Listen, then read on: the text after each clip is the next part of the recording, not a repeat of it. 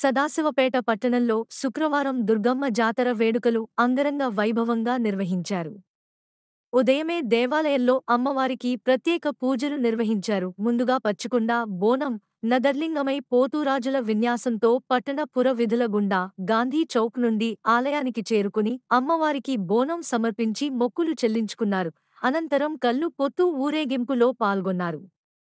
ఈ కార్యక్రమంలో ఎమ్మెల్యే తనయుడు బీఆర్ఎస్ రాష్ట్ర నాయకుడు చింత సాయినాథ్ పాల్గొని ప్రత్యేక పూజలు నిర్వహించారు.